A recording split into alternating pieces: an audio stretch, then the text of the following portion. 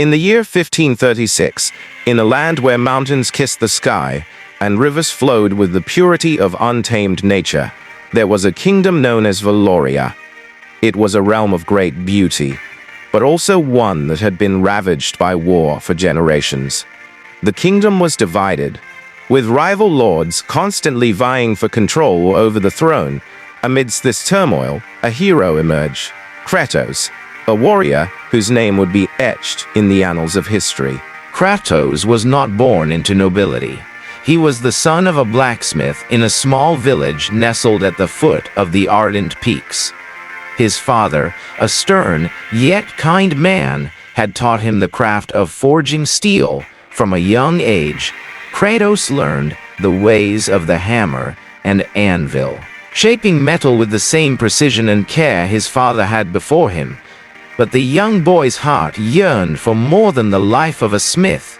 He dreamed of adventure, of battles won and lost, and of a destiny that called to him from beyond the mountains. His opportunity came when war descended upon Valoria once again. The kingdom's king had died without an heir, and the throne was claimed by the Warlord Mal, a tyrant whose cruelty knew no bounds. Malric's armies swept through the land like a plague, burning villages and enslaving those who resisted. When they reached Kratos' village, they were met with fierce resistance from the villagers, but it was in vain. The village was razed, and Kratos' father was killed defending his home.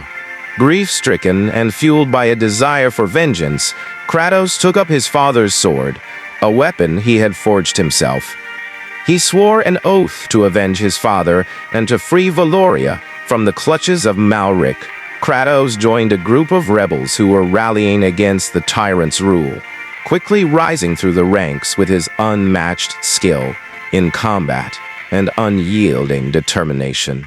Kratos led the rebels in a series of daring raids against Malric's forces, using his knowledge of the land and his prowess in battle to outmaneuver the enemy at every turn. He became known as the Ghost of the Peaks for his ability to strike swiftly and vanish into the mountains, leaving destruction in his wake. His reputation grew, and soon, people across Valoria whispered tales of the warrior who fought with the fury of 1,000 men. But Kratos knew that to truly defeat Malric, he would need more than just cunning and courage. He would need an army. He traveled across the kingdom, rallying the people to his cause. Town by town, village by village, the oppressed and the downtrodden flocked to his banner. They saw in Kratos a leader who would not only defeat Malric, but restore peace to the land. The final battle came on a cold winter's day at the fortress of Blackstone Keep, Malric's stronghold. The keep was a fortress of dark stone, perched high on a cliff overlooking the sea.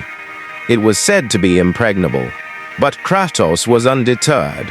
He led his army to the gates of Blackstone, where they laid siege to the fortress for days, battering the walls with catapults and scaling the cliffs under a rain of arrows.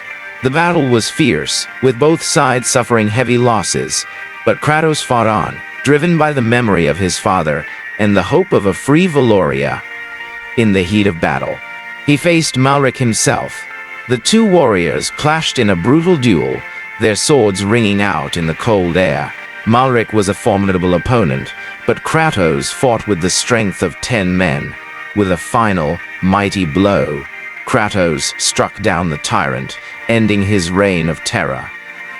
With Malric's death, the fortress fell, and the war was won. Kratos stood victorious on the bloodied battlements, the sword of his father in hand, as the dawn broke over the horizon. The people of Valoria hailed him as their savior, the hero who had freed them from tyranny. But Kratos did not seek power or glory.